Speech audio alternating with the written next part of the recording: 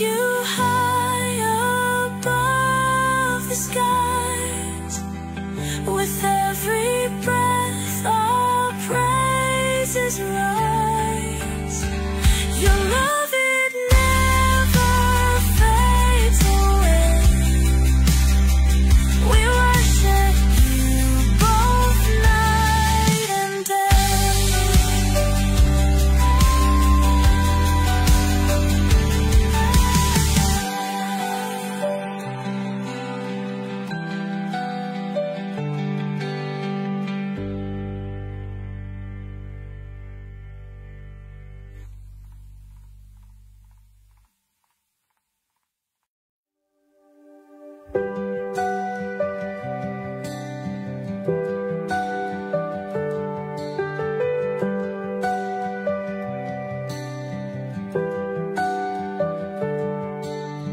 Darkness fades when you are near.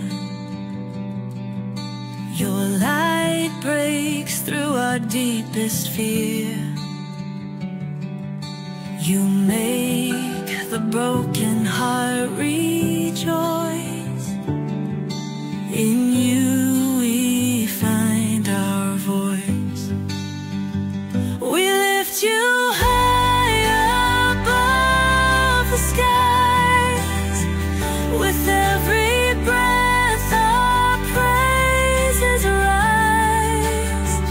Your love, it never fades away.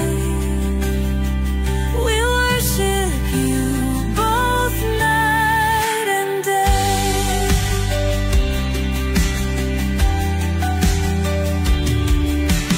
Chains are broken in your name. In you we are never the same. Your power flows like mighty streams, fulfilling all our dreams. We lift you high above the skies. With every breath our praises rise. Your love, it never fades away. We worship you both night and day.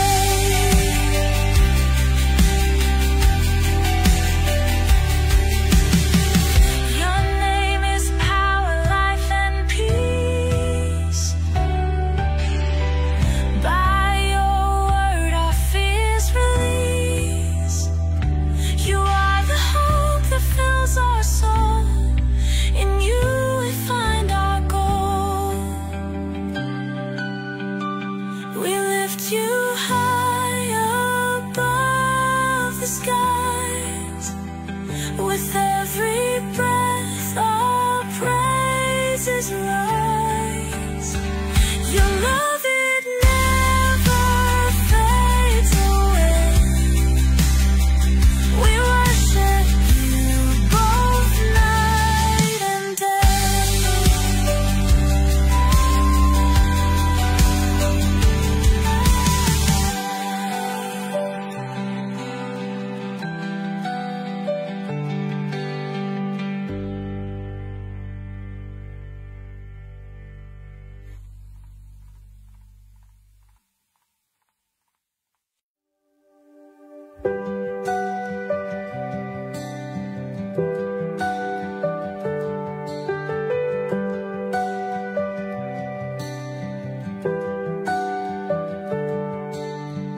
Darkness fades when you are near. Your light breaks through our deepest fear. You make the broken heart rejoice. In you we find our voice.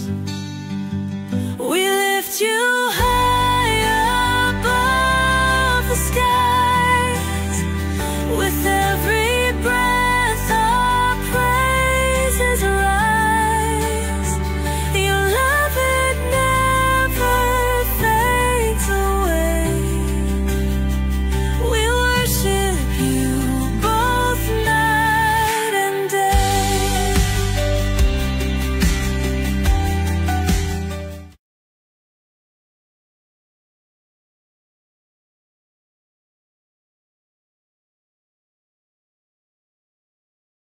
Hello and welcome sa Russia TV mga kapatid. Meron tayong debate na magaganap ngayon between Seventh-day Adventists and Davidian mga kapatid. At ang ating affirmative dito, si Brother Francis ng Davidian. Negative naman si Brother Denmar Santiago ng STA.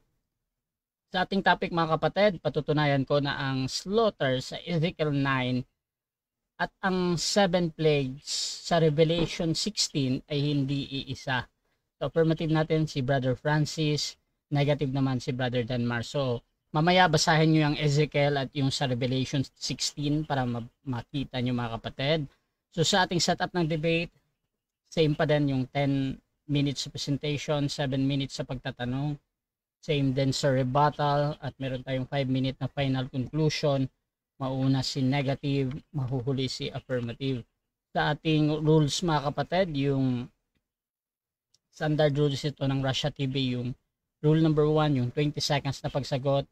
Rule number 2, yung close-ended question or categorical, dapat mauna mo ng mabanggit before tayo magpaliwanag. Yung rule number 3, yung 10 seconds explanation rule natin. Yung rule number 4, yung kung ano yung tanong, yun ang sasagutin. Yung rule number 5, sa first stand doon lang kayo dapat magtanong sa inilatag ng katunggali, pero sa rebuttal pwede na lahat doon. Rule number 6, dalawang warning galing sa akin, may disiplina yan. Rule number 7, isang objection lang at isang clarification every question at no objection during final conclusion. Rule number 8, no insult, about sa physical appearance kasama doon yung pagmumura na alam natin. Rule number 9, no challenge question. Rule number 10, pwede kayo magtanong ng sensitive question or personal question. Rule number 11, 7 minutes disconnection time limit.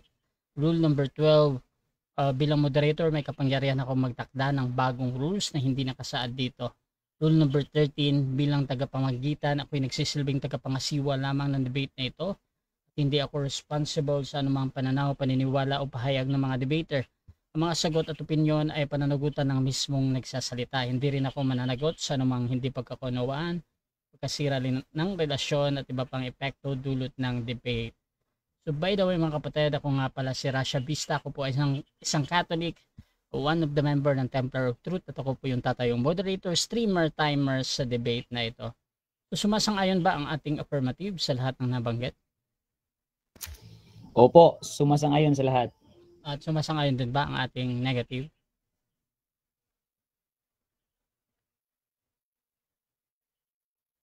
Bro, nakamute ka ata? Sumasang-ayon din po, Mr. Moderator. Okay, so before natin simulan ang ating debate, syempre gusto ko muna kayo magpakilala. Nahin natin ang ating affirmative. Pakilala ka kapatid. Brother Russia, kailan po tayo mag-pray muna after na ba pagpakilala or After na lang, brother, Sige, after na lang, after. Magandang gabi sa lahat at maraming salamat po. Bro, yung ilapit mo yung mic mo, medyo mahina. Okay. Ayan. Sige. Magandang gabi sa lahat. Yan, check. Okay. Wala pa din, malayo pa din. Hindi yung pang ganun ang iano mo, yung isang tanggalin mo yung isa, tapos siya yung pang ganun mo. Hello. Check mic. Yan ba? How about that? Sige daw. Yung isa po nila. Hindi eh. Parang nasa cellphone yung mic mo, nasa cellphone mismo. Ilapit mo yung cellphone mo. Lapit mo. How about that? Yan, mas malakas. Hello. Test. Sige bro, proceed bro. Magandang gabi sa lahat. Maraming salamat po, lalo na sa ating Panginoong Diyos na nagbigay ng oras, ma-realize po ang schedule na is-net up po ng kausap natin ngayon, lalo na po si Brother Russia. Maraming salamat din po sa mga manunood. Sana po ay mag-follow kayo, lalo na't may Bible kayo dyan para mas maganda. At saka po, sana po meron tayong matutunan ngayon sa ating pagsasaliksik sa mga katotohanan. Yan lang po, magandang gabi. Okay. At dito din tayo sa negative yung tututol. Pakilala ka kapatid. Okay, isang mapagpalang gabi po sa inyo lahat mga kapatid, mga kaibigan. Muli po ang inyo pong maliit na lingkod kay Cristo, Brother Denmar Santiago.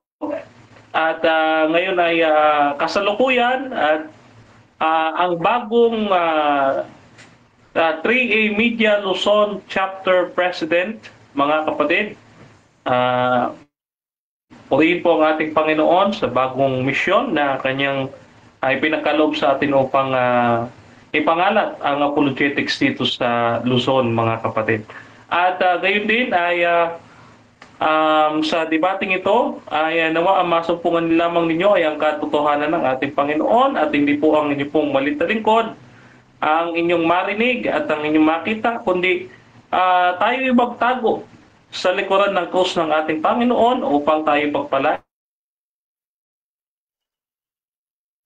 masaganang pag-uusap, no? Mapagpalang pag-uusap ngayong gabing ito. So yun lamang, and siguro babalik ko muna kay Brother Francis para sa ating opening prayer. Brother Francis. Sige po, manalangin tayo. Our loving God, our Father in heaven, once again we thank you indeed for the blessing of life, for the blessing of night, and for this time, the privilege of having this conversation together with Lord for keeping us and for helping us to be safe throughout this day. And as we proceed and go further with our discussion, especially for our topics about your judgment, may it be, Father, that you will continually bless both of us, especially those audiences who are listening, and especially for our moderator who will mediate this kind of conversation. And thank you for granting all our prayers. Thank you for cleansing us and forgiving us our sins. And thank you for hearing this prayer. We pray this in the loving name of Jesus. Amen. Amen, amen. Okay, sige, tuloy na tayo. Okay mga kapatid, so simulan na natin ang ating debate at bibigyan ko ng 10 minutes so napapahayag ang ating affirmative. Brother Francis. Okay, so meron siya atang presentation. Ayan.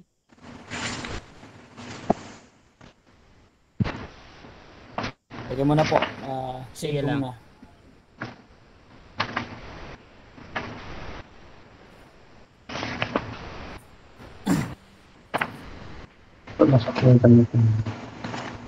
Pero hindi siya naka-full screen. Sige. Teka po. Sige. Shoutout mo na mga kapatid sa ating nasa live. Kung gusto niyo yung mga ganitong usapan, please share yung ating live streaming ngayon mga kapatid. Ang ating topic medyo hindi ito simple na pag-uusap mga kapatid. Hindi ito casual na pinagdidebatehan. At I think first time ko din itong madinig at merong pag-uusap dito patungkol sa Ezekiel 9. So basahin nyo na lang kasama yung Revelation 16 mga kapatid. Kung ano yung kung saan kayo papanig. Ayan. So ayan, nakita ko na topic, tutunayan ko. Proceed ka bro Francis ha. Okay. Okay po. Sige. Magandang gabi sa lahat. Lalo na po sa ating mga tagapakinig at taga-subaybay sa Russia Vista TV at saka po sa patuloy na tumatalakay sa mga katotohanan na nakasulat sa banal na kasulatan. At ngayong gabi ay pag-usapan namin ang ating kapatid kay Kristo, Brother Den. Ang isang topic, patutunayan ko na ang slaughter sa Ezekiel 9 at ang 7 plagues sa Revelation 16 ay hindi isa. Bakit po na establish ang topic nito? Sapagkat merong stand kasi ang Seventh Adventist General Conference na yung 7 plagues at saka yung slaughter sa Ezekiel 9 ay isa. At ako po bilang membro o kaanib ng Seventh Adventist under sa Davidian Seventh Adventist Association, not a church. Yung Reformation and Revival ay para lang talaga sa Seventh Adventist. Tutunayan ko ngayon na yung slaughter sa Ezekiel 9, yung judgment ng Panginoon at saka yung 7 plagues na judgment sa Revelation 16 ay hindi isa. Basically, sa Bible po, ang first po na sabi ng Panginoon sa Genesis chapter 2 verse 16 and 17, "And the Lord God commanded the man, saying, of every tree of the garden thou mayest freely eat, meron pong magandang message ang Panginoon. Another message po niya, at the same time caution, but of the tree of the knowledge of good and evil, thou shalt not eat of it, for in the day that thou eatest, therefore thou shalt surely die. Meron pong sinabi ang Panginoon na magandang mga bagay. At saka naman, meron talagang siyang inutos na wag kumain doon sa tree of knowledge of good and evil. Sapagkat kapag kakain sila, Adan at Eva, ay mamamatay sila. Meaning po, meron pong message ang Panginoon na anyone na mag-disobey sa message, meron talagang judgment na ibibigay ang Panginoon. Ganyan po yung Panginoon natin. So yung love and justice will always go together. God is love, at the same time, God is judge. He will perform His judgment very fair because God is so just. Sa before Christ era, nung unang panahon, ito po yung mga basic na mga storya. Alam po natin sa storya ni Noah, meron pong mensahe ang Panginoon na meron pong judgment, destruction, and kailangan po na papasok sa ark. At yung judgment na yon ay yung flood. At alam natin sa story, patay lahat ang hindi pumasok at sumunod sa Panginoon. Number 2, yung kay Nimrod po, sabi ng Panginoon, hindi na po ako magpapadala ng ulan. Ang problema po, hindi nila pininiwalaan yun. Nakalimutan nila yung message, kaya nagtayo sila ng malaking tore, ng pataas, kaya God confounded their language. Yung sa Sodom po, meron din pong message na lumabas kayo dahil pag hindi ay papatayin ko kayo by fire. And ang ganda po kasi yung si Rahab nakalabas, pero yung the family of Lot nakalabas rin, at yung hindi sumunod patay pa rin. God executed His judgment. Not investigative, executive talaga yon. Patay talaga yon, but not the final execution, yung sa after millennium. Yung sa kay Mrs. Lot, yung nakalabas na siya, sabi ng Panginoon, huwag kang lumingon, huwag kayong lumingon. And then there's a message there. Dahil lumingon, God executed His judgment to Mrs. Lot, and then Lot was condemned, become a pillar of salt. And sa Egypt po, meron na yung message ng Panginoon. Meron pang mga plagues, napakarami. At siya yung pinakalas na judgment ng Panginoon, dahil hindi sumunod, ay slaughter of the firstborn. Pero merong message, hindi ka mapapatay pag meron kang blood sa doorpost. Ilagay mo yun doon sa doorpost mo. Pag makita ng slaughtering angel na may blood, okay, there will come a Passover. And then po sa time ni Moses, yung sabi ng Panginoon, si Moses lang yung propeta, merong doon si Korah, Dathan, and Abiram, nag-perform din nag-expect din na maging propeta, kaya yun, napatay sila. God executed the judgment, earth opened its mouth, napatay sila. Then si Joshua po, meron doon message na lahat ng mga bago magpasok sa land of promise sa Canaan, kailangan lahat-lahat. God cannot perform His miracle dahil merong somebody there inside, and nalaman nila na it was Achan, Joshua chapter 7.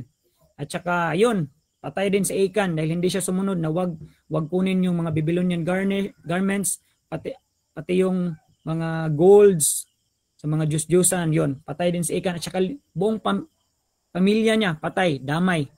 Sa AD po, meron message si Jesus.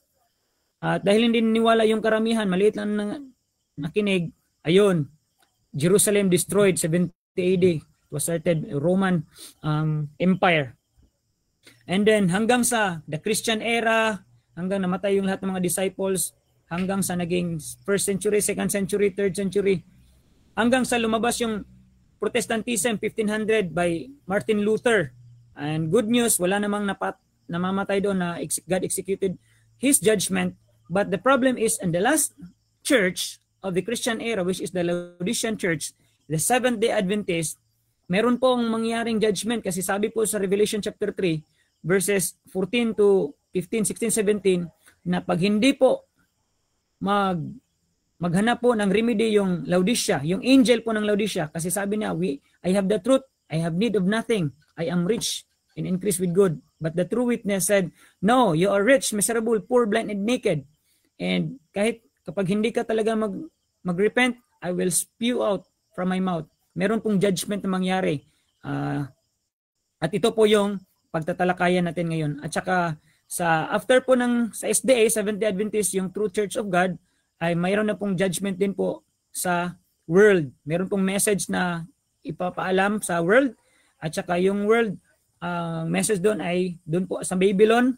Kasi meron pong plagues sa Babylon, kaya tatawagin po yung mga true people of God na come out of her, my people.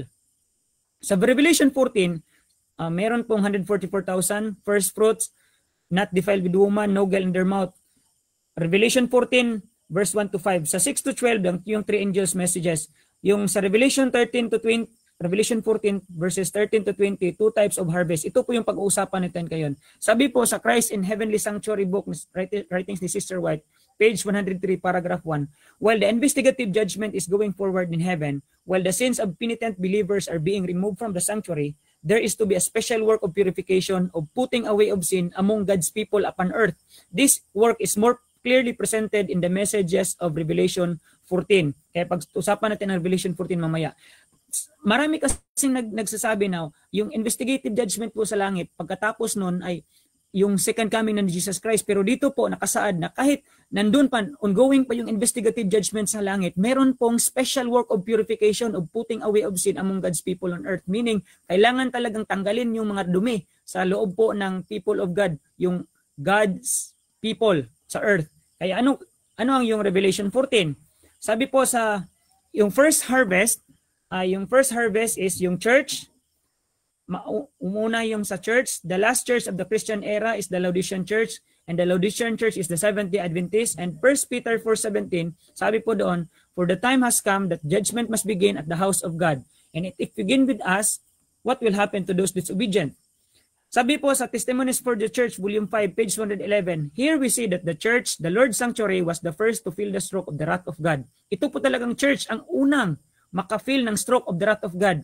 The ancient men, those to whom God had given great light and who had stood as guardians of the spiritual interests of the people, had betrayed their trust. Ito po talagang church ng Panginoon ang maka-experience ng first to feel the stroke of the wrath of God. Ano po yung wrath ng Panginoon?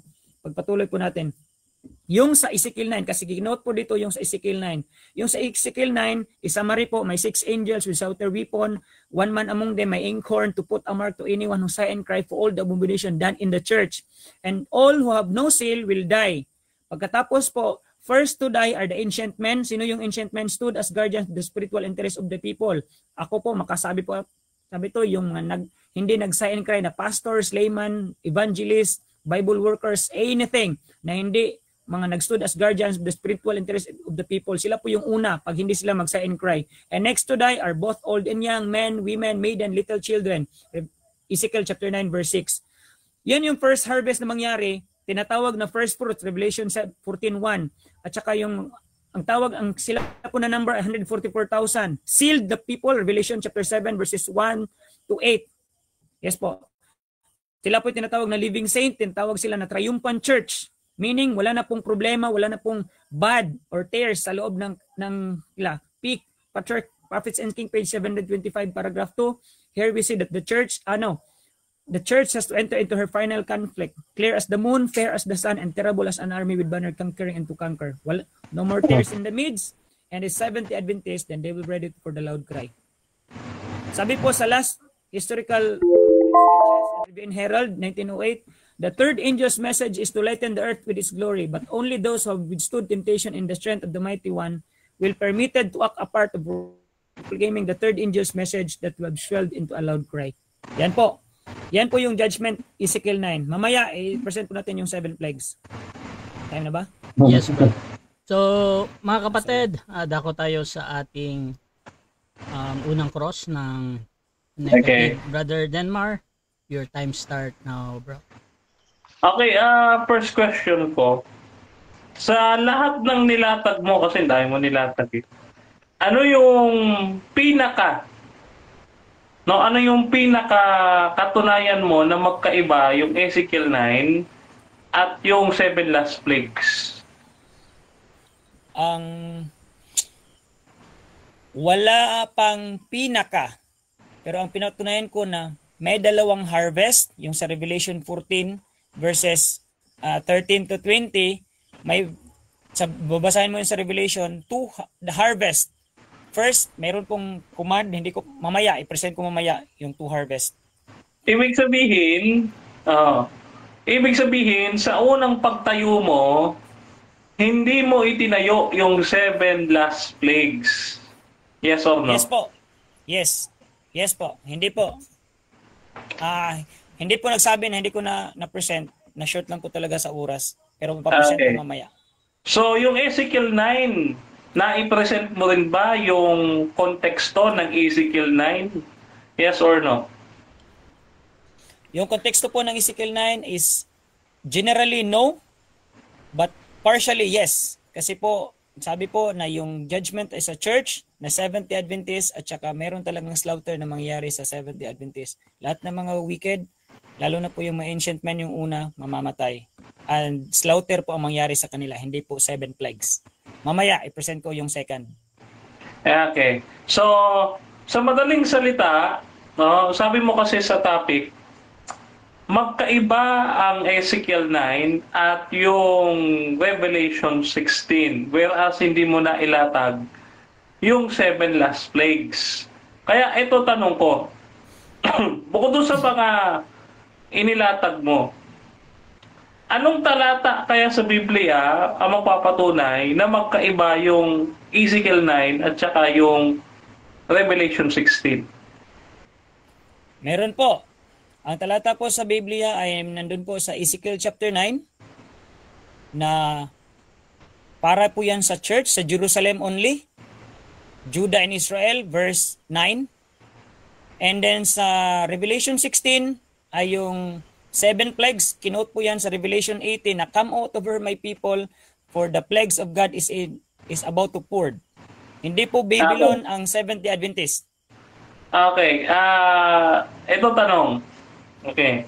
Ito tanong ha. So since ang paliwanag mo is nagse-center or nagpo-focus dito sa harvest, ang tanong ko sa iyo, topic ba natin yung harvest o yung, kasi ang tinatalakay mo ba dito kasi yung 11-hour worker parable at saka yung harvest ng 144,000 na kaagad yung tinatalakay mo. So, topic ba natin yan? Yes or no? No po. Hindi po topic natin yan yung sa Matthew 20, 11th hour. Yung topic po natin ay yung judgment. At saka yung judgment, pinakita ko in the first kasi gusto kong ma-identify ng lahat na yung may patay talaga na mangyari sa death. There will be death will be performed in the 70 Adventists by slaughter. And the second, later, mamaya sa presentation ko, is Babylon 7 plagues. Pakita ko lahat. Okay. Ito tanong ko. No? Siyempre, propeta mo si Victor Hotep, di ba? Pinaniniwalaan mo ba si Victor Hotep? Yes or no? Yes po. Pinaniniwalaan mo. Okay. Ito ang tanong ko. Ang sabi ni Victor Hotep dito sa kanyang aklat na The Shepherd's Rod, Book 2, page 44, the Seventh-day Adventists, leaders and people who reject the message of the Shepherd's Rod will be slaughtered during the half an hour of Revelation chapter 8 verse 2. So, ito ba pinaniniwalaan mo? Yes or no? Yes po. Pinaniniwalaan ko po yan. Okay. So, ayon dito kay Victor Hotep, ang hindi maniwala sa message sa Shepherd's Rod ay papatayin, i-slaughter, no? So, ngayon, saan sa sulat ni Sister White na kapag ka hindi naniwala sa Shepherd's Rod, na gaya ng pinapaniwalaan mo, ay i-slaughter?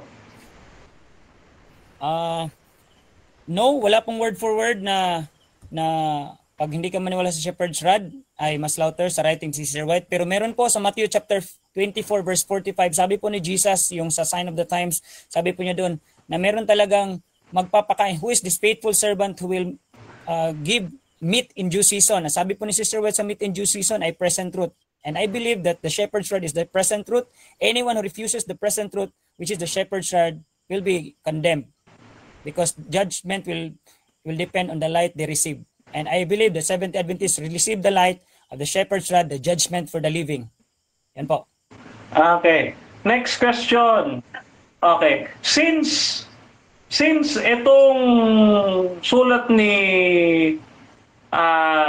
Victor Hotep dito sa Darad, itong Shepherd's Rod na ating binabanggit ay hindi pala matatagpuan sa sulat ni Ellen White. Therefore, tinatanggap mo ba na magkaiba doon sa part na yon yung interpretation ni Victor Hotep at saka ni Ellen White? Yes or no? No po. No po. Kahit hindi mabasa sa writing ni Sister White yung mga detailed ng Shepherd's Rod sa sulat ni Brother Hotep, pero si Sister White mismo nagsabi siya na after sa kanya there will come a prophet, and then sabi niya doon sa Malachi chapter 4 verse 5, the fulfillment that somebody is to come in the spirit and power of Elijah, and he will interpret the scriptures, but he will be called a false prophet. Babasahin ko yun mamaya. Okay, so yung darating after Sister White, yes or no? Hindi po, no. Sasabihin ng mga tao na no, your interpretation is wrong. No. Okay, so dyan nagtatapos mga kapatid ang unang pagtatanong ng negative. Dako tayo sa presentation ng ating negative. Brother Denmark? Teka lang, brother Asya, yung aking screen, ha? Okay.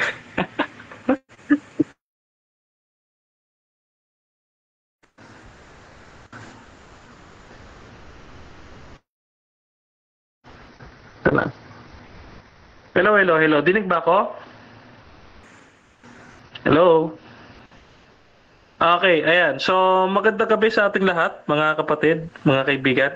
So, ang ating po pag-usapan ay yung about sa Ezekiel 9 ulit, no? This is our part 2, no? So, umpisahan po natin sa pinakataas, no? Ito, Ezekiel 9, the slaughtering and purification of the church, no? Okay.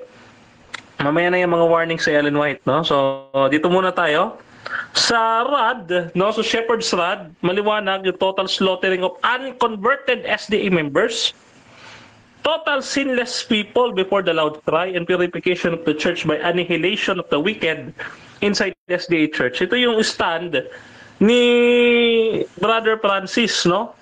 At ayon kay Victor Hotep, ito yung sulat ni Victor Hotep, hindi tayo hindi tayo strawman fallacy, no? Ang sabi niya diyan, no? Itong mangyayaring ito sa Ezekiel 9, no? Ay conditional. Conditional naman po pala ngayon, magkakaroon ba ng purification sa church? Ito kasi yung tanong, no? Yes. Ba't hindi ayon sa doktrina ng Davidians? Bakit? No? Kasi syempre, of course, yung slaughtering na yan, ayon kay Sister White, no? Sabi ni Sister White, has God no living church?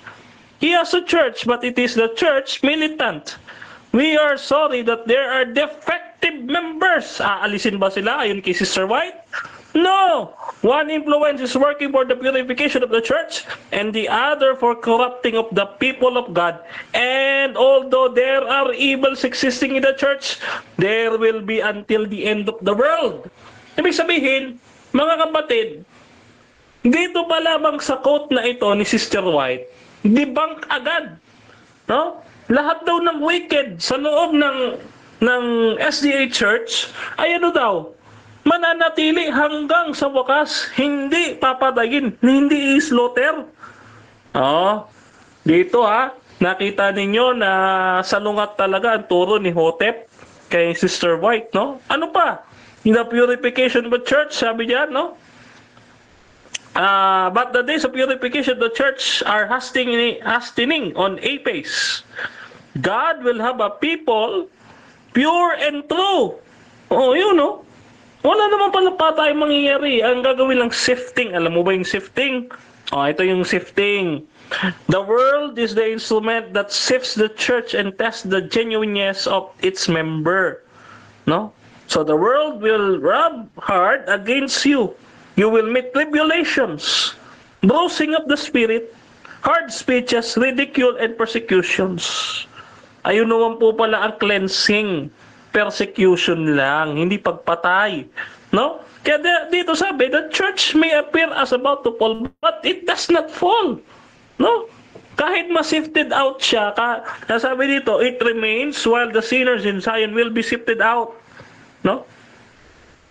So, nandyan pa rin. Nakatayo pa din. No? Ayan, no? Kaya dito, magkakaroon din, according kay Ellen White, ng shaking, no, sa Laodicea. Okay? Magkakaroon ng shaking. The solemn testimony upon the which the destiny of the church hangs. This testimony must work deep repentance, and all truly receive it will obey it and be purified. Yung shaking, mga kapatid, eto yan. Sa Revelations chapter 3 verse 14 to 18. No? Yan, ayan po ang katuparan yun yung sa Laodicea. Yung shaking, no, ay ilalabas sa church yung mga masasama. Hindi sila papatayin. Ilalabas, didisiplinahin. No? Kaya nga sabi, iluluwa kita. Mag-repent ka o hindi, iluluwa kita. Ayan o, unless they repent according kay Ellen White. No. So, para dito kay Brother Francis, ganito ang kanilang turo eh. Yung purification of SDA and sealing, yung 144,000 lang daw matitira. Ay ito, before, nakita niyo po no, sa aking screen, before close of probation. So si Ezekiel 9 ay nandito sa close of probation. Ayan, nakita niyo ha. Yan. Cry, gathering of the great multitude, yung Palestinian kingdom kuno, at saka magko-close of probation para sa wicked. So dalawa ang close of probation nila. Yung SDA Church at for all the wicked. Yung Revelation 16 na ating pinag-uusapan is close of probation for all the wicked. At susunod dahil last 7 plague. Now, dahil sa pag-aaral natin ng The Shepherd's Rod, pamalian niya ang timeline na ito na yung after close of probation, yung Revelation 16 na last 7 plague, hindi mangyayari. Kasi tandaan ninyo, in our first debate, yung slaughter, pinaniniwalaan natin yung Ezekiel 9, yung slaughter, yan yung destruction of the wicked. Revelation 16, last 7 plague. No? Pamalian yan. Now, ito yung sinasabi natin, destruction of the wicked, no? Ayan, no? So, yung binabanggit ni Sister White doon, kaya nga binanggit natin yung Revelation 3, unless they repent, itong Laodicean church, no? Sabi diyan, they will fall in the general destruction of all the wicked. Yung mga masasama na ilalabas doon, no? Ito, mas malinaw ito. So, magkakaroon ng general slaughter for who does see the wide contrast between sin and righteousness. No? So, ang slaughter dito ay kay Ellen White. Ito naman, dito kay Ellen White. No? Ay, ito, nakita nyo ho, no? Close probation. Close probation na. General destruction of the wicked. Ezekiel 9, nakita nyo ho. And susunod na yung last 7 plagues. Yung 7 last plagues. Bago dumating ang Panginoong Kristo at pagtatatag nung tinatawag nating Davidic Kingdom sa langit. Yan. Yan o ang paniniwala ni Ellen White, mga kapatid. No? Kaya, nakita nyo, ano yung katunayan natin na yung 7 last plagues, yung huling yung 7 salot na ibabagsak sa church, sa mundo, no? Ay siyang destruction or slaughter doon sa Ezekiel 9. Sabi diyan, no? Go your ways and pour out the vials of wrath of God upon the earth. Ano ba yung vials? Sa Tagalog, mga kapatid, yung vials na yon, when you say vials, ito yung meron tayo kasing 7 trumpets, meron tayong 7 7 plagues. Ito yung titawag na pagbubuhos, vials. Poured out, ibinuhos. No? Nakita nyo ho, yung Ezekiel 9, para kay Ellen White, no? Ibinuhos yung galit ng Diyos sa earth. No? Hindi ho sa church. Sa earth. Ha? Oo. Sabi dyan, no? Diba? Go your ways and pour out the vials of the wrath of God upon the earth. Kaya nga mali eh. Mali yung doktrina nila kasi galing lang kay Victor Hotep na bulaan propeta. No? Ayun no? Sabi dito ni Ellen White, ginamit niya yung Jeremiah 25 verse 31, no? Okay, to explain itong Ezekiel 9, no? Ipinaliwanag na natin yung last debate, no? Anyways, hindi ko na ipapaliwanag ulit yan. Okay, so, now, at sabi dito sa Ezekiel, dito sa paliwanag ni Sister White, no? The judgment will begin in the sanctuary. Okay, ito. Ayan. Will begin at the sanctuary. Okay. And then right after that, the Lord cometh out of his place to punish the inhabitants of the earth for their iniquity. No? Ang alin, this shall be the plague wherewith the Lord will smite all the people that have fought against Jerusalem. Oh, magkakaroon pala ng salot. Oh, paglabas ng Panginoon sa sanctuaryo, magkakaroon ng salot.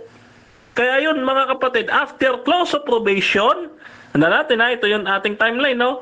After close of probation, lumabas si Kristo, no? Susunod na ang 7 last plagues na siyang katuparan ng Ezekiel 9. No, yan o. Now, meron pa ba ako oras, Brother Rasha? Brother Rasha, ilang oras pa? Okay, 1 minute. So dito, mali talaga yung doktrina ng Davidians, no? Ayan. Okay? So ngayon, hindi ko na talakayan tong Seal of God, no? Anyway, gusto ko pong i-rebut yung, gusto ko pong pahaginan yung kanya sinasabi kanina na ang susunod daw kay Sister White ay bulaang propeta na.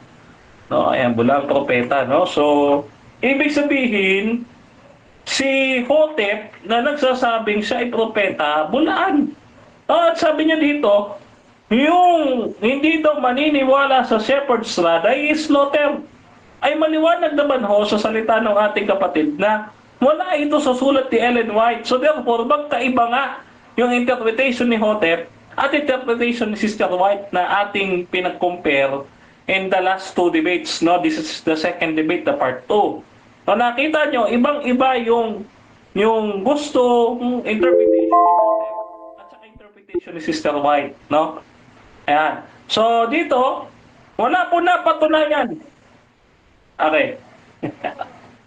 Okay mga kapatid, so dako tayo sa ating first cross ng affirmative.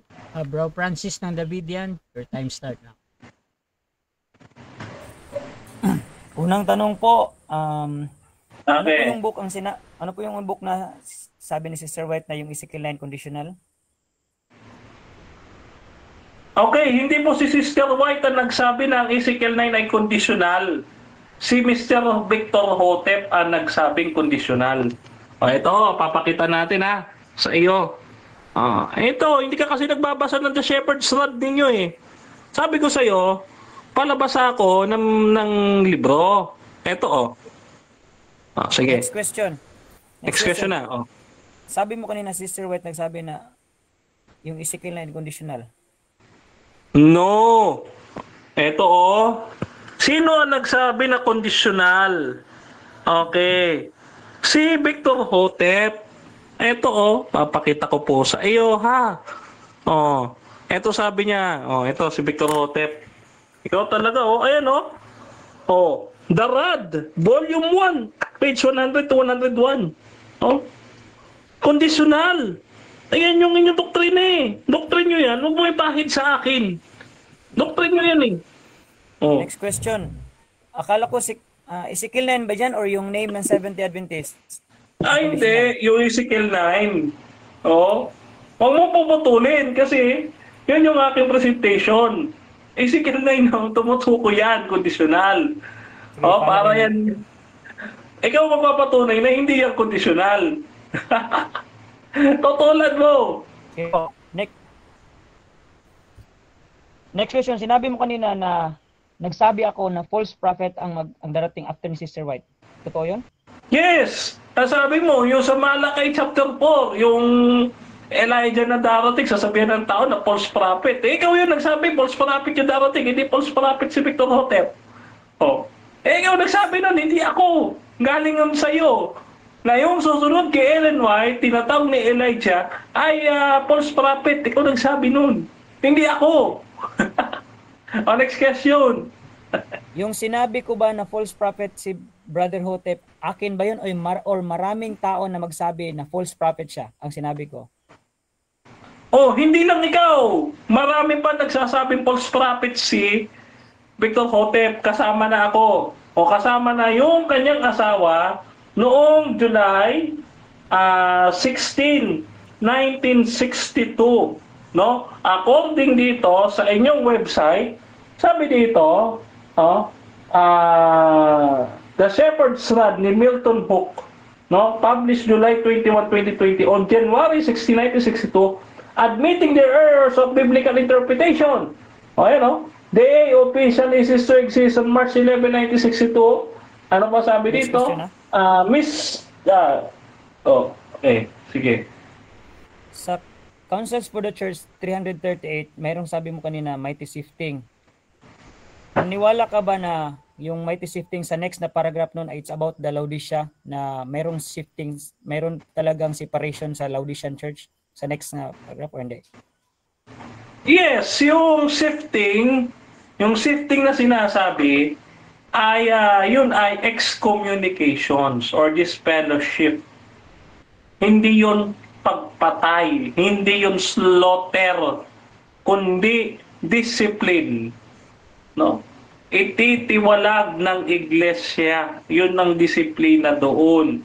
At yung matitiwalag sa iglesia, hindi maliligtas kasi aabutan ng plague, no? According to sa ating pag-aaral.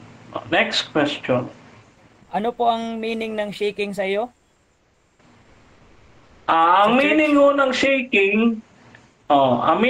shaking, ayon kay Sister White tayo, hindi sa aking sarili.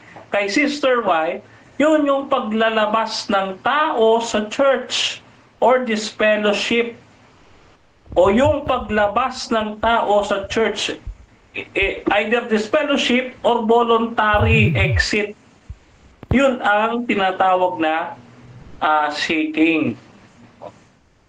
Sabi po ni Sister White dito sa kinote mo kanina na yung shaking na nangyari is because meron pong against sa message and some will not bear the straight testimony, they will rise up against it and this will cause the shaking among the...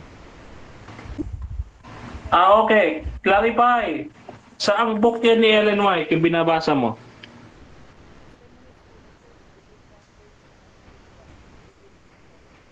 Mr. Moderator, hindi ko na siya marinig. Narinig mo po ba? Audio mo, bro? Bro, Hello? Francis. Hello? Ayan, bro. So may clarification dito, bro. Ano daw yung libro na yon, pero pwede mong hindi i-clarify at doon pa din sa tanong mo, ha? So, ika-clarify mo ba? Ano daw yung libro yon, Ellen White? Oh yes, i-clarify ko. Proceed, pero naka-time stop to. Sige po. Testimonies for the Church, Volume 1, page 181. Ayun. Okay, so ano nakalagay doon? Ganito, bro, isang clarification lang tayo, Brother Denmar. Ngayon, balik tayo sa tanong ni Bro Francis. Sorry. Bro Francis, paulit yung ng tanong. Tanong ko. Bro, palapit ng mic, bro. Mahina, yung boses mahina. Yan. Yan, hello. Sige, Yes. bro. Yan, malakas na. Sabi mo kanina na ang meaning ng shaking ay disfellowship or tanggalin yung membership niya. Sabi po, base kay Sister White. Si Sister White nagsulat na I asked the meaning of the shaking I have seen and it was because of the true witness of the straight testimony of truth some will not bear this straight testimony. They will rise up against it, and this will cause a shaking among God's people. Ano pong masabi mo rito? Yes, tama. Yung sulat ni, tama yung sulat ni Ellen White. Mali ka. Oh, bakit? Kasi kayo na lumabas, shinik. Oh, kayo yun eh. Oh, tapos you rise up against us. Oh, kayo yun eh. Natupad. Di ba? Natupad yung ating sinasabi. Lumabas kayo. You rise against us. Oh, you persecuting us, the church. No? The peculiar people of God. Oh, natupad yun sa inyo. Kasi you rise up against us. Tama ito, mali ka. Oh. Sino po ang true witness dito? Kasi yung true witness ang mayroong straight testimony. Yung Seventh-day Adventist na ikaw or ikaw ba yung true witness na sinasaad dito or hindi? Hindi po. Hindi po ako. Kasi ang true witness dito, yung saksi na buhay na nakasulat sa Revelation, no? Ang sabi doon, yung tunay na saksi, yan ay kumakatawan sa ating Panginoong Hesukristo. Kaya nga, meron doon sa Revelation, sabi doon, testimony of Jesus. Kasi si Jesus Christ mismo ang true witness, ang tunay na saksi na binabanggit ng Old Testament, ng New Testament. Naniwala ka ba na isa sa message ng true witness ay Time na. Okay, so dako tayo mga kapatid sa rebuttal naman ng ating affirmative dito. Pero bago yan, shoutout muna sa ating nasa live.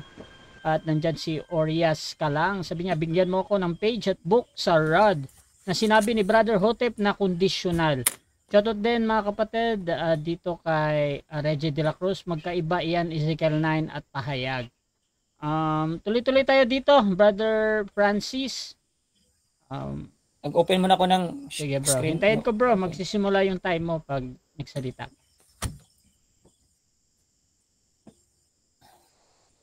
Sana yun. Eri.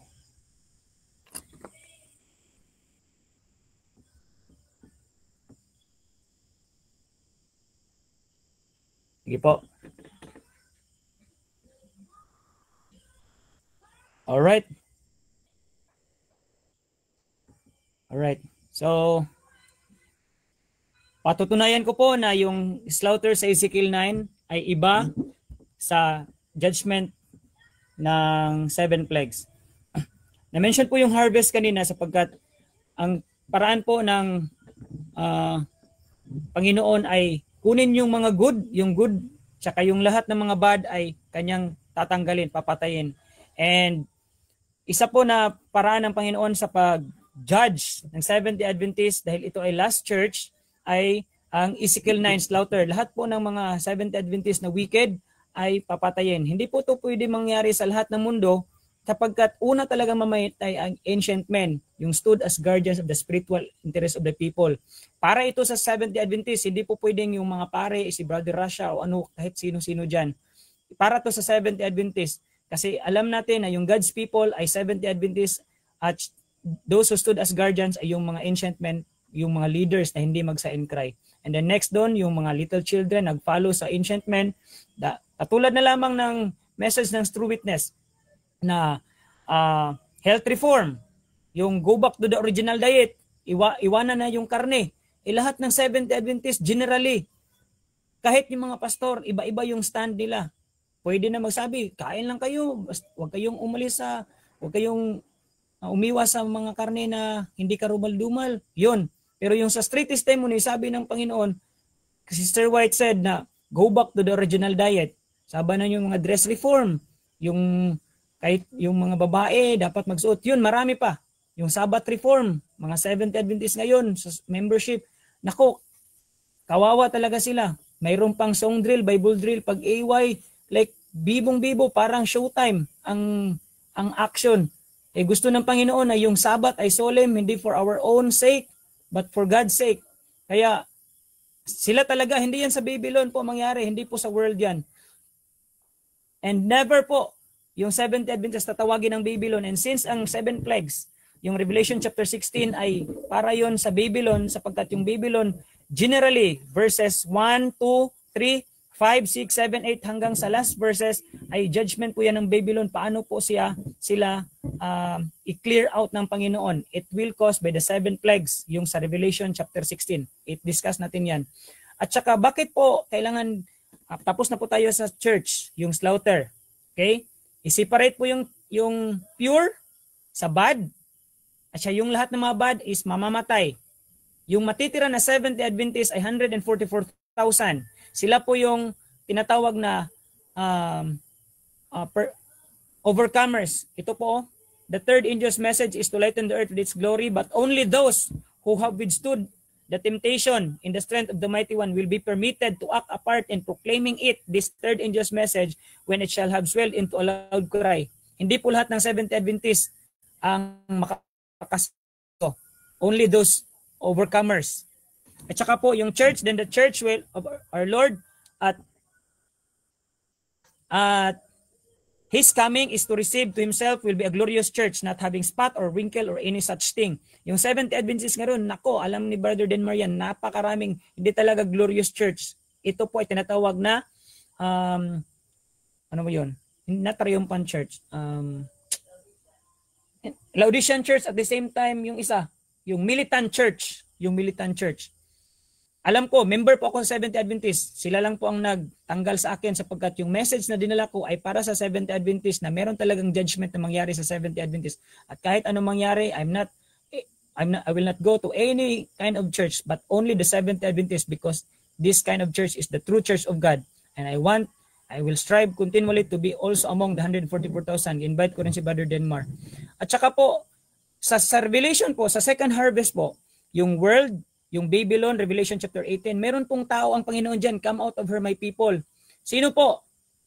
Sino pong maka-experience ng 7 plagues? Those who receive the Sunday law will experience the 7 plagues. Ito po, Revelation chapter 18, yan po, escape ko na. Sino po ang maliligtas po sa Babylon or sa world? Not the 70 Adventists. After po ma-purify yung 70 Adventists, they will go to preach the third angel's message that will swell into loud cry. Ano po yung third angel's message? Yung Sabbath teaching. Ang mangyayari po, mayroon pong command ang United States of America na yung second beast of Revelation chapter 13 verses 11 to 17 na Sunday law. Anyone na hindi mag-keep ng Sunday law ay hindi makabili, hindi rin makabenta. And there are many members of the Roman Catholics, Baptists, and any more Protestants na mag-stand sa truth that they will stand the Sabbath. And then Brother John the Revelator saw it when he heard the sealing, Revelation chapter 7 verses 1 to 8. I heard and I heard of them that number 144,000. And verse 9 of Revelation 7, nakita ni John ang great multitude that no one could number.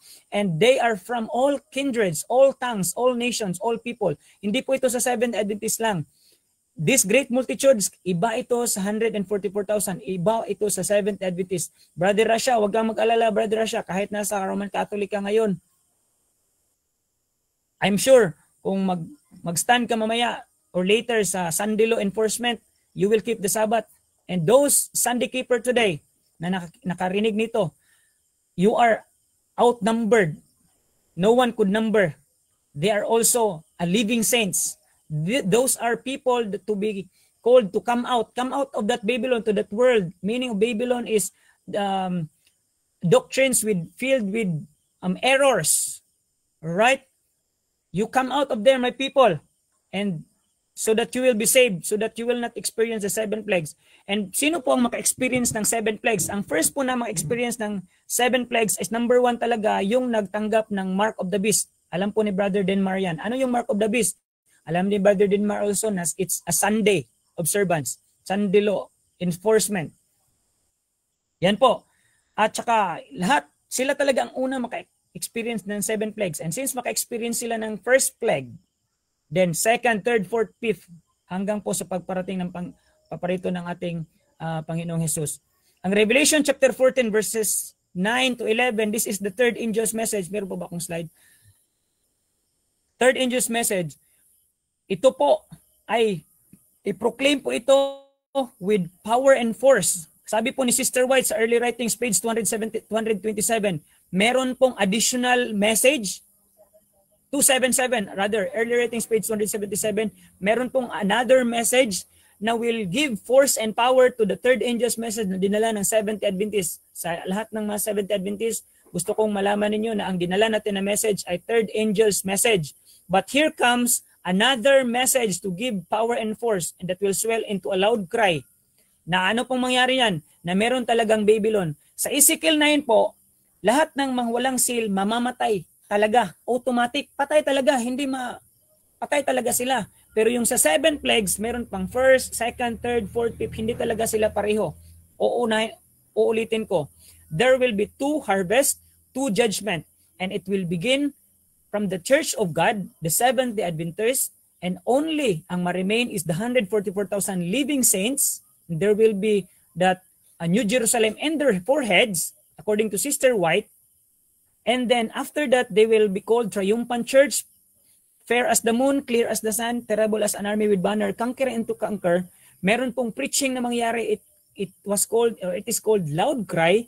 And that loud cry will also give power and force with the third angel's message. Sabi doon na Sabbath. There will be Sabbath. There is still Sabbath. Sabbath pa rin po yung holy seventh-day Sabbath, yung sa creation. Sabbath pa rin. Sabi po ng Babylon, yung mundo, no, Sunday. Anyone who will not keep Sunday, we cannot buy or sell. At lahat po na hindi mag-follow sa command ng mundo, yung Sunday law enforcement, sila po ay i-rescue ng 144,000, that triumphant church, that glorious church without spot. Hindi po yung Seventh-day Adventist ngayon. Pero I believe na yung 144,000 is still a Seventh-day Adventist members. Kaya inibitahan ko si Brother Denmar, ako, lahat ng mga Seventh-day Adventists, let us strive with all the power that God has given us to be among the 144,000.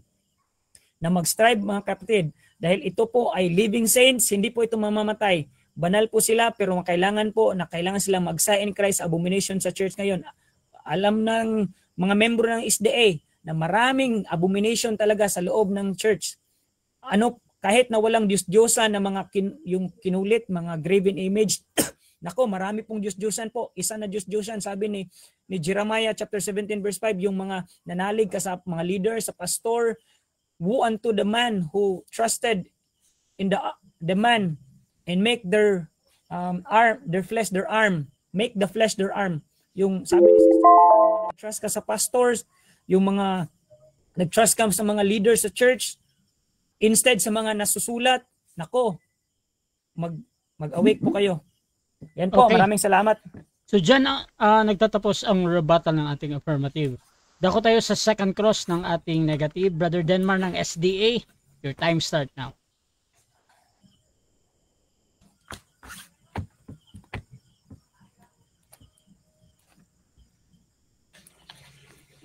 Okay.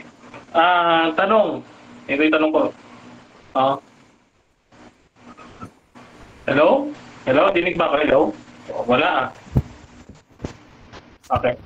Okay. Ang una kong tanong, uulitin ko ulit yung tanong kanina. Kasi, anong nangyari? Parang kwento lang eh, no? Parang kwento lang ni Lola Basha yung narinig namin. Ano yung pinaka-ebidensya mo na nagsasabi na magkaiba ang Ezekiel 9 at Revelation 16? Sa lahat na nilatag mo, alin dyan ang pinaka?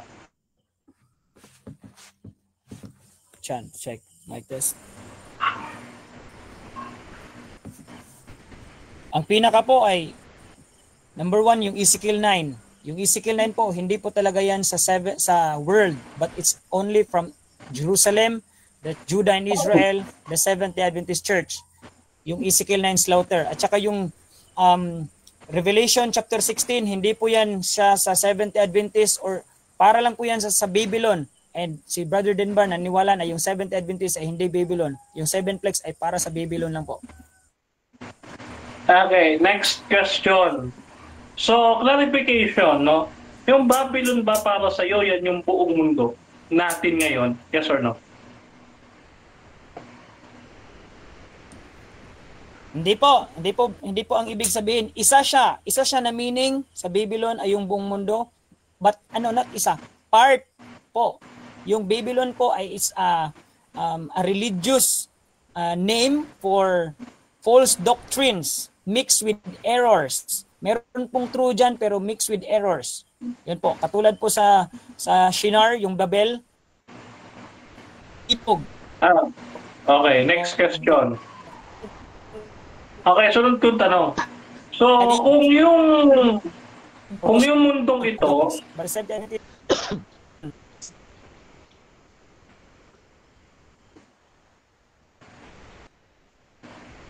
kung yung mundong ito ay part of Babylon, ang mga Seventh-day Adventists ba paglaglag o pagbuhos ng 7 plagues nasa mundo pa? Yes or no? Yes po.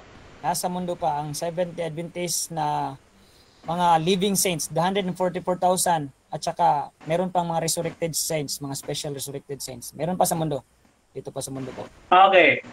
Ayon sa'yo, yung Revelation 9 ay para sa church. Yung Revelation 16 ay para sa Babylon na ayon sa'yo, isa doon o isa sa definition nun ay yung mundo. Okay. Now, dito tayo magkaroon ng standpoint. Ito tanong ko. Since yung Revelation 16 ay para sa Babylon, itong mundong ito, no? At ang Seventh-day Adventist ay nandito pa sa mundo nang ibuhos ang 7 plagues. Sa madaling salita, agree ka na yung Revelation 16 pagbuhos ng 7 plagues kasama pati yung mga Seventh-day Adventists na mabubuhusan kasi nandito po sila sa earth. Yes or no? No po. Absolutely no. Bakit? Sapagkat the same po siya na mangyari sa time po ni Noah. Yung flood po ay lahat po mundo naka-experience nun pero na doon po sa place of safety. Ma-fulfill po yan sa Isaiah chapter 6 verses 4 and 5. There will be a safe tabernacle in Zion. Meron pong place of safety. It's like the same as ark. Doon po yung mga tao ng Panginoon ilalagay. And it's in the Palestine, okay. Israel. Okay. To be specific, sa Palestine, Israel. Okay. Yes, po. Okay. Sa panahon natin ngayon, pwede ka bang magtago sa Palestine? Yes or no? Karapatan po ng yes po at no. Karapatan po ng tao pwede magtago. Pero sa ngayon po, ano pong ibig sabihin? Hindi pa magtanong. Yes and no. Pwede po. Pwede ka pa. Free visa pa ngayon. Pero okay, next question. Hindi pa ito experience. Okay. Pwede po magpunta. Pwede rin hindi. Yes or no yung sagot ko. Okay. Eto, next question. Next question ha. Ito bang pinaliliwanag mo kanina galing doon sa Shepherd's Rod? Yes or no? Hindi po. Lahat ng mga present ko ay sa kay Sister White tsaka sa Bible po. Okay. Kung hindi galing sa Shepherd's Rod, okay. So, ibig sabihin, mali yung tinuturo ni Victor Hotep, kaya hindi nang galing doon yung nipipresent po sa atin ngayon. Tama ba? Mali po. No po. Meron din pong sa Shepherd's Rod doon. Kaya sinagot ko na hindi po sa Shepherd's Rod. Meron pong marami talaga sa Bible. Sinulat lang yung sa Shepherd's Rod yung iilan, pero sa Bible at saka sa kay Sister White po ang presentation ko. Okay. So, okay. So ito yung tanong ko nandito sa aking presentation kanina. Tatanong lang naman kita kung agree ka o hindi. Okay.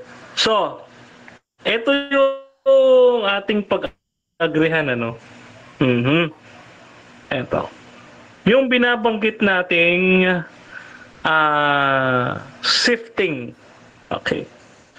So, agree ka ba sa sinasabi ni Ellen White dito sa Our Father Cares 84.7 na yung mga masasama, sabi diyan, although there are evils existing in the church and will be until the end of the world.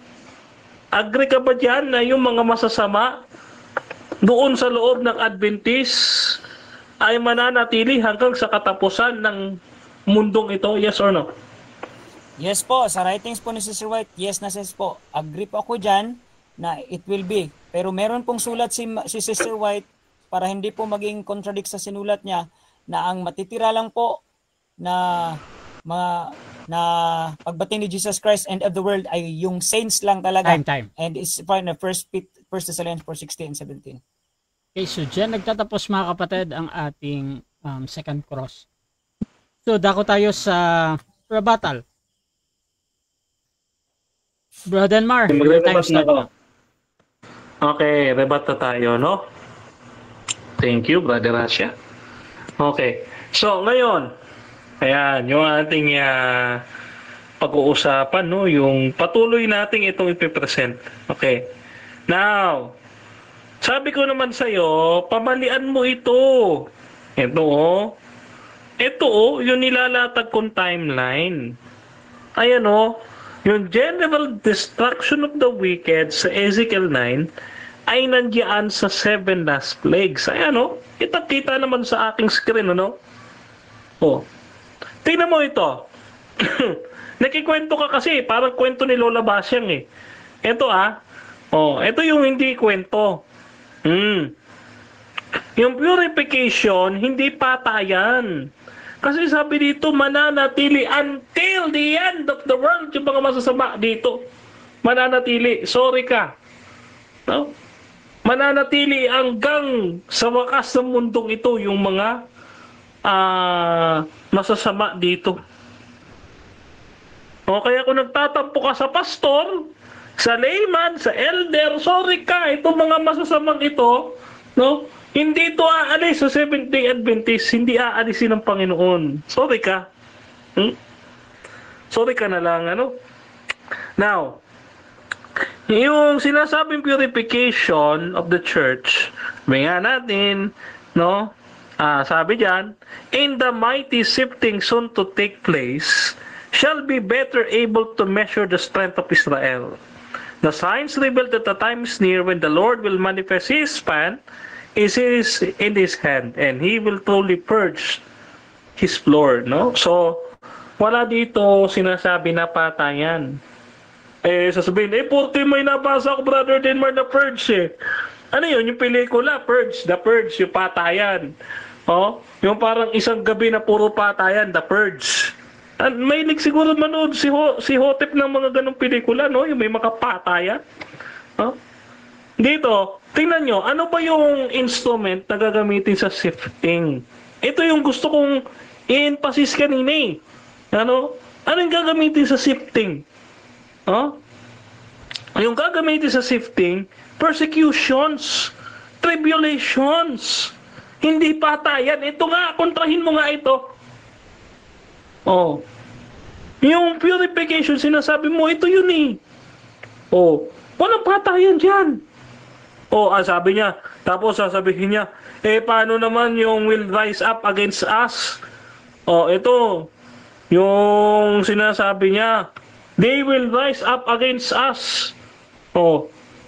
May sinabi ba dyan na they will slaughter us against us? Wala. They will rise up against us. Babangon laban sa atin. Kayo yun. Katuparan nyo yun. Kayo yun. Yung bumangon, lumaban sa Adventist. Kayo yun eh. Di ba nagkatotoo na? Ha? Tapos sabi mo, peking propeta, yung susunod kay Sister White. Ito, sabi dito. Ha? Ito ha? Makinig ka ha? Tingnan mo ito, false prophecy ito ni Victor Hotep. No? Tingnan nyo ito. Sabi ni Victor Hotep sa The Shepherd's Rod, Volume 2, page 162, those who are sealed from 1929 to the fulfillment of Ezekiel 9 of the close of probation for the church are living saints, 144,000 in number, who shall never die, translated, tasting death. Ang sabi ni Victor Hotep, yung fulfillment daw ng Ezekiel 9 ay 1929. Tapos na, Tapos na, bakit sinasabi mo pa future? Ha? Nung ceiling, ito papakita natin, no? Yung ceiling, okay? Ayan, yung ceiling dito sa inyong timeline, nasa na yan? Ayan. Yung ceiling, ayan, purification of SDA Church, yung ceiling, 144,000 remained, no? Ayon kay Victor Hotep, nagsimula noong 1929, hindi na makakaranas pa ng kamatayan hanggang sa close of probation. Ang tanong, si Victor Hotep ba hindi namatay? Napapatay na si Victor Hotep eh. Manluloko to. No, sabi dito hindi makakatikim ng kamatayan eh. Manluloko pala ito eh. Sabi dito sa The Answer, number 2, 1944, page 34. Thus the citing and crying since 1929 for the abomination of the church. Huh? So, 1929. Ano ba? Huh? Those who are sealed from 1929. So, ano sabi niya? Huh? To the fulfillment of Ezekiel 9, the close of probation for the church are living saints. Oh? And 144,000 in number who shall never die, never translated without tasting death. Si Hotep ba hindi namatay? O hindi siya kasama sa 144,000 kasi namatay siya? O hindi false prophet? No? False prophet eh.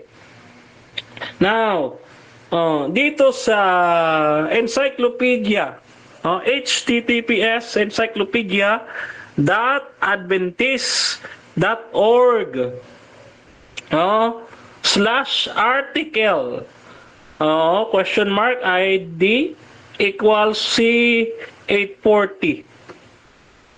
Sabi dito, the groups came to believe that they would be supernaturally transported to Palestine on April 22, 1959. Ang mga kasamahan pala ni Hotep nangangarap na pumunta, no, sa Palestine noong 1959. For this reason, several hundred adherents gathered at their new premises to await the event. They had sold their farms or businesses or resigned from their employment. They publicly touted the event as one that would prove or disprove their faith. The event did not take place despite their many prayer meetings pleading for God to vindicate them. Maliwanag, nangyari ba yung sinabi ni Hotep? Hindi. Walang nangyari. False prophet. No. False prophet. Kaya ano po ang epekto? Ano ho ang epekto? Sabi dito sa Adventist.org, sa encyclopedia Adventist.org, The Shepherd's Rod by Milton Hook, first published July 21, 2020.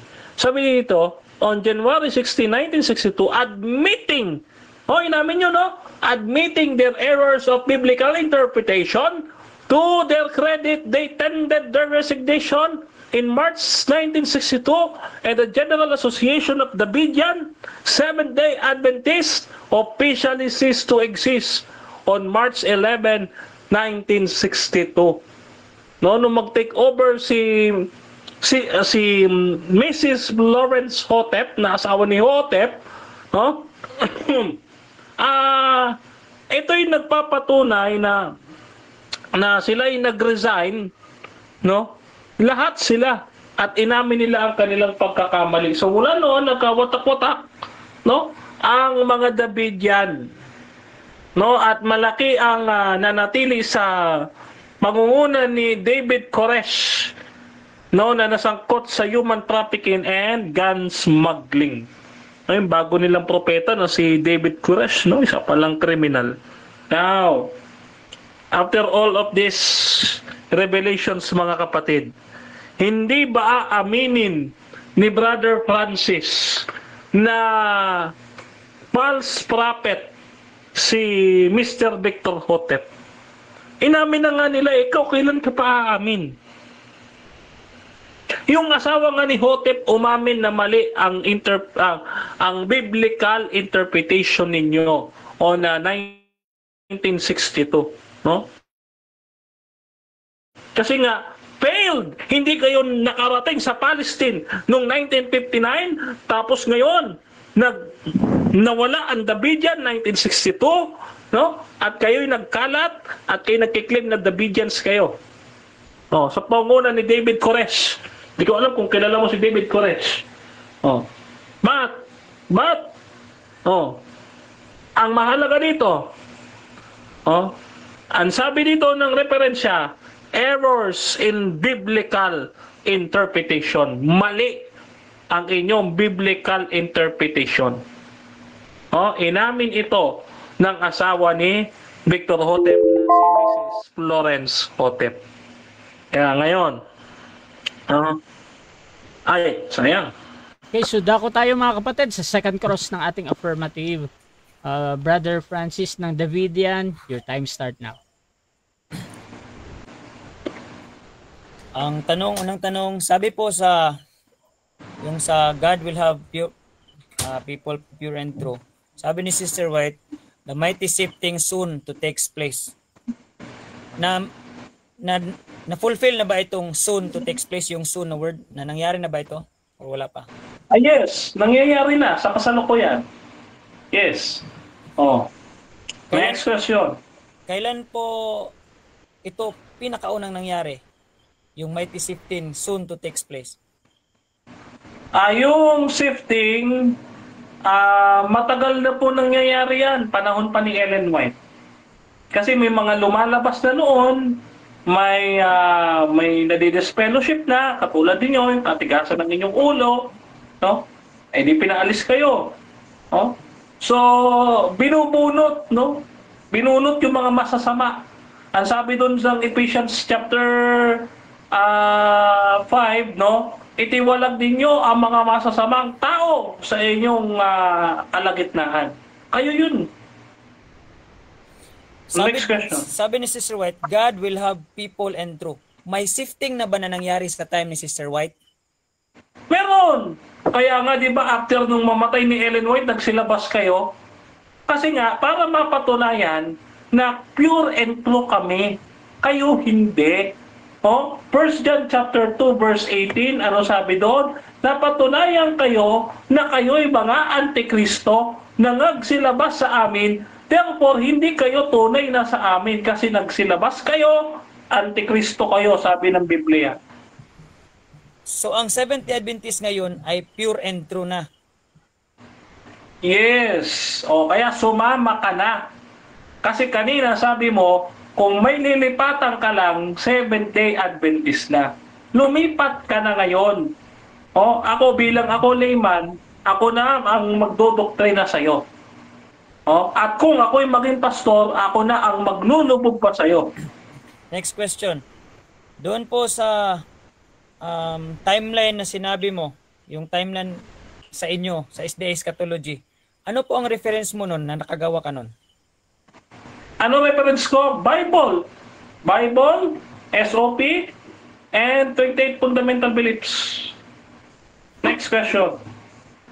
Ano po ang basis mo na yung Ezekiel 9 at saka slaughter at saka yung 7 plagues ay isa?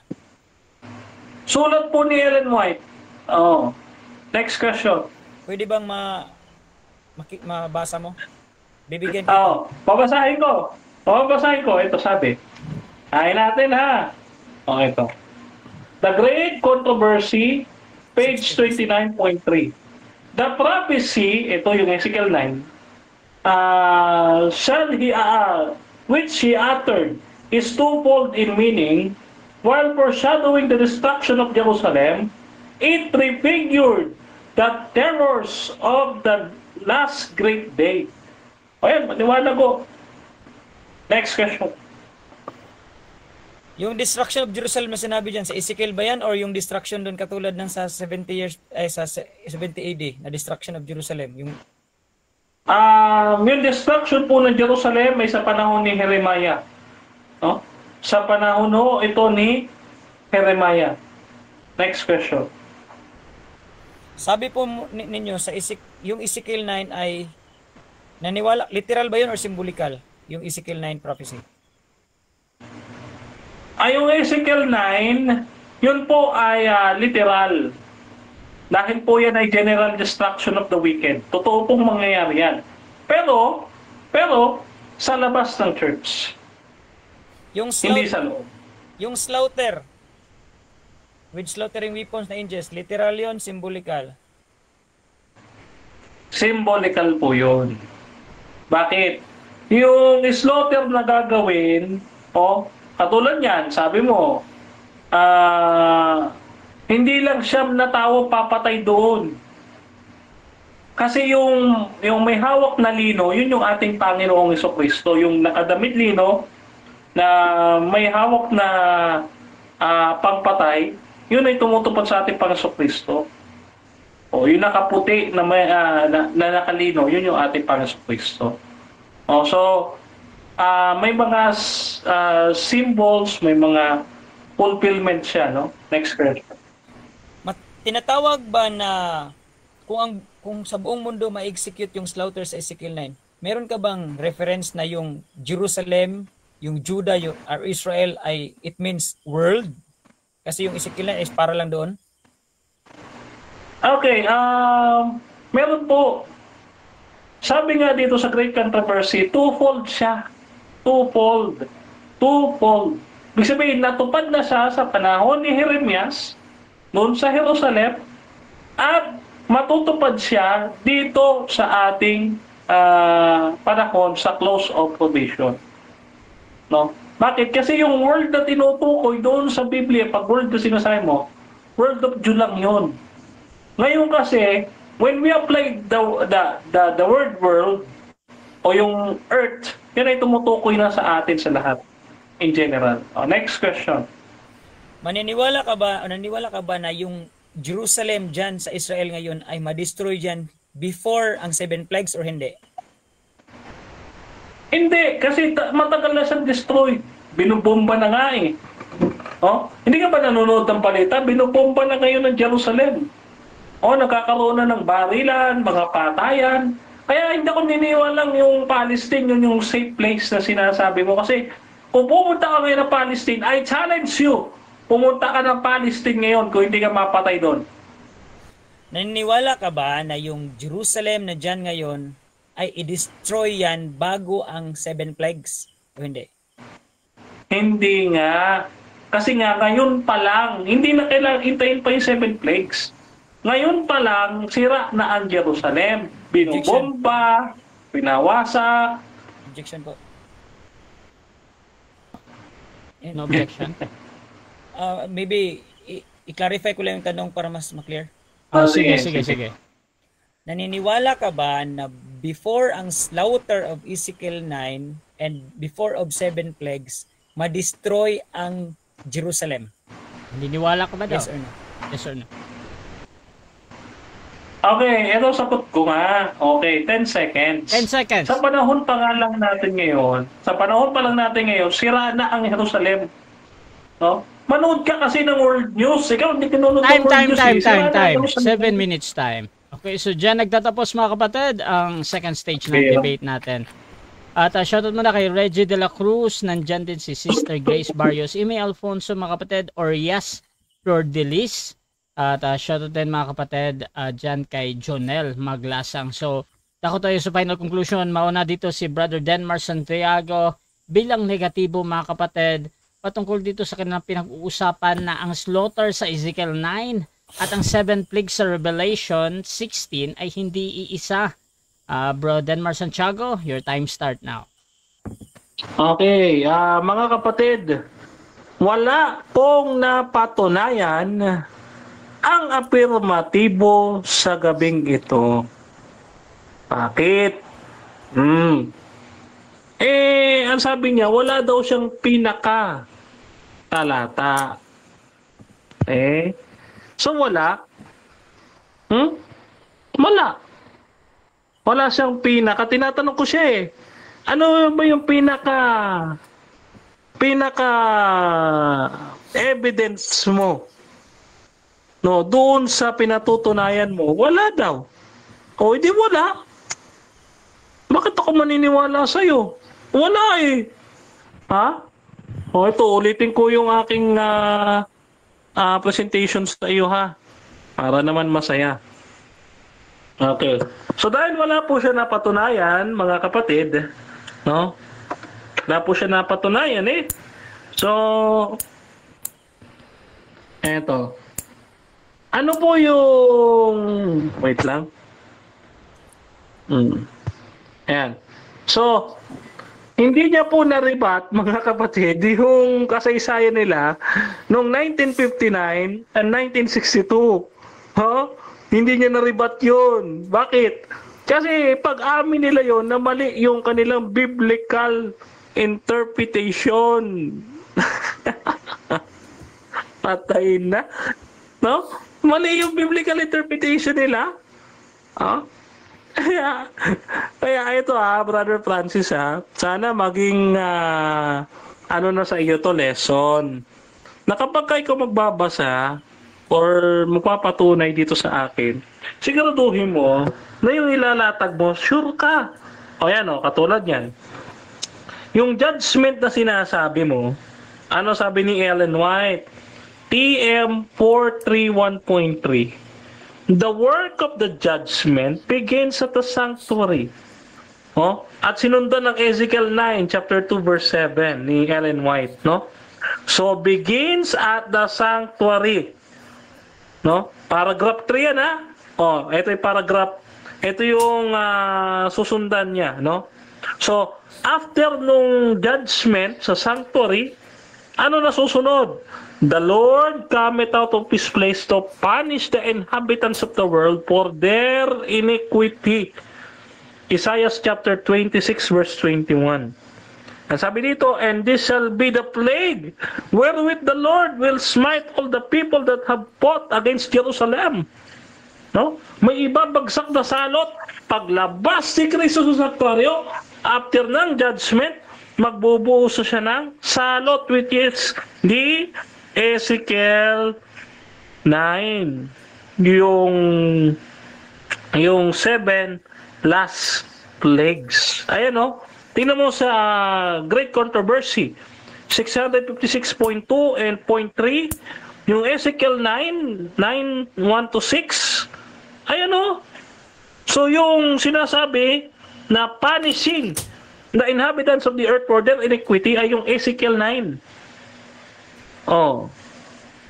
Ano ang sabi diyan? By the outpouring of God's unmingled wrath. Yan yung pagbuhos ng salot ng Panginoon. Hindi ba maliwanag yan sa'yo?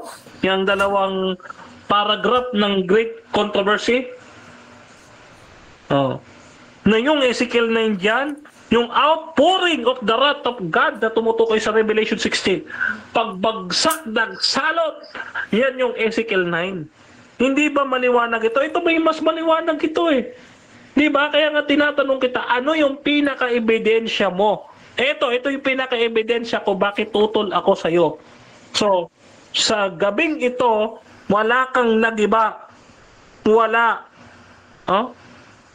Wala. Kaya, sa susunod na ikaw ay mag-interpret, huwag ka naggumaya kay Hotep. Mali na nga si Hotep eh. At ngayon, yung three angels message na sinasabi mo, walang kaugnayan sa Sunday law. Huwag ka nagkukonspiracy. Walang turo ang Seventh-day Adventist patungkol sa patayan sa Sunday law. Huwag kang nagtuturo ng conspiracy. Kasi hindi yan yung nakasulat o hindi yan yung context ng three angels message. Bali, ang sabi ni Ellen White, ang three angels message ay righteousness by faith in verity. So, okay, dako tayo sa final conclusion din ng ating affirmative, mga kapatid, sa kanyang patutunayan patungkol dito sa slaughter sa Ezekiel 9 at ang 7 plagues sa Revelation 16 ay hindi iisa. Brother Francis ng Davidian, your time start now. Alright, so for my last conclusion, number 1, for the sake of time, pasensya talaga hindi naka-present ng kasi madalian. Una po, hindi po ako nagsabi na si Brother Hotep ay false prophet. Meron po nakasulat kay Sister White na may darating na prophet, fulfillment sa Malakay chapter 4 verse 5. Siya po magdadala ng spirit and power of Elijah. At sa pagdating niya, i-interpret niya ang mga scriptures at maraming mga tao ang against sa kanyang mga interpretation at saka sila pa na mga klase ng mga tao ang magtuturo sa interpretative prophet. Meaning, ipamali yung kanyang mga interpretation, maging false prophet siya dahil maling-mali sa kanilang unawa ang interpretation ng prophet, at kasali dyan si Brother Denmar sapagkat siya mismo nagsabi ngayon na si Brother Hotep ay false prophet. Kasali siya sa mga nagsabi na yung interpretation ng interpreter ng spirit and power Malakay 4:5 ay mali. Si Brother Hotep ay totoong propeta, an interpretive prophet, at the same time interpretative prophet, sorry. Okay? Hindi po siya false prophet. The Davidian Seventh Adventist Association believes that Brother Hotep is a true prophet of God who will interpret the scriptures. Number 2, yung slaughter po ng Ezekiel 9, yan po ang judgment ng Panginoon for the Seventh-day Adventist, the Church of God. And God will have a people pure and true. And the mighty sifting soon to take place. Meaning po, may sifting, separation na mangyayari, not only by message, but also by a literal and physical separation of the wheat and tares. Papatayin talaga ng Panginoon ang mga bad na Seventh Adventist. Kung ako, manatili ako sa mata ng Panginoon na isang bad Seventh Adventist member, then I will also be slaughtered. Kaya palagi tayong nag-study kung ano talaga ang karapat-dapat na or ano dapat na gawin upang maging isang totoong alagad ng Panginoong Hesus. Number 3, yung 7 plagues po ay mangyayari talaga yan, judgment po for the Babylon. And Seventh Adventist is not Babylon. Period. Never ang Seventh Adventist maging Babylon. They are just a Laodicean church. So kung ang maka-experience po ng 7 plagues ay Babylon, the world in entirely, and lahat po ng mga tao or mga Christians na nandoon po sa fallen churches or mga churches ngayon na in Babylon teachings or in there is truth but mixed with error, tatawagin sila ng Panginoon during the loud cry, "Come out of her, my people." There is still people of God there in Babylon. Come out muna bago yung 7 plagues. Okay? And ang tatawag sa kanila ay the Triumphant Church, the Seventh Adventist, particularly and specifically the 144,000. God will take them also in the promised land, sa land of promise, sa Canaan. And also po, ang mag-gather po ay great multitude that no one could number from all tongues, kindred, and people. Revelation chapter 7 verse 9. And also, in terms po sa Great Controversy, 656 yung kinote niya kanina. Ang title po niyan sa whole chapters is Earth Desolate. Sinequence po ni Sister White ano pong mangyayari sa close of a story of judgment in the close of time. Number 1 po is Ezekiel 9, yung nabasa niya kanina, judgment. Meron pong slaughter na mangyayari. Second po ay plagues, na-mention po niya. Plagues, tama talaga ang sequence na sinabi niya. Next po, hindi niya nabasa pero babasahin ko, millennium ang mangyari after the second coming of Jesus, during the second coming of Jesus Christ. Millennium po, 1,000 years. Then after po diyan sa Great Controversy na binasa niya kanina is the fire. Okay, i-resurrect yung mga wicked after 1,000 years, then fire will consume them. Yan po yung sequence po. Hindi po against, hindi po yan sila nagkaka-against ng isa't isa. First, slaughter fulfillment of all the Seventh Adventist wicked. And then, only the 144,000 will remain, the living saints. Number 2 is 7 plagues to be poured to all the wicked in Babylon, the fallen churches. And then, before it will fall to them, tatawagin sila ng Panginoon, "Come out of her, my people. Labas kayo dyan, and I will bring you in the place of safety." And then, after that is millennium. Okay? God will have a spotless church, and it will start the Seventh-day Adventists. God will purify the Seventh-day Adventists, the Laodicean church. Because the Laodicean church always said, I am rich and increased with good and did of nothing. But the angel of the Seventh-day Adventist church is wretched, miserable, poor, blind, and naked. I will invite everyone, all Seventh-day Adventists, to stay in the Seventh-day Adventist no matter what. Kahit anong makikita mong problema dyan, and continue to reform there and always strive to be among the 144,000. Thank you po. Maraming salamat. Okay, so dyan magandang nagtatapos mga kapatid ang ating debate between Davidian and SDA. So before natin yung ating live, syempre gusto ko muna kayong magpasalamat mga kapatid. Medyo mabigat ang topic na ito. Unahin natin si Brother Francis, bro. Salamat, bro. Maraming salamat sa lahat. Pasensya na po sa boses o sa persuasion na nangyari. Maraming salamat po, Brother Denmar, sa iyong oras at yung katotohanan mong i-share. Sana po meron kayong nakukuha na mga katotohanan na sinabi ni Brother Denmar. At I'm sure, sana po meron din kayong nakuha na katotohanan sa sinabi ko. Para po sa mga Seventh-day Adventists, magstay po kayo again sa Seventh-day Adventist hanggang sa purification sa church. Maniwala man kayo hindi, gusto ko kayong paalala na meron pong judgment na mangyari sa Seventh-day Adventist Church, and it will fulfill the sealing of the 144,000, the same as the sealing of Ezekiel in vision.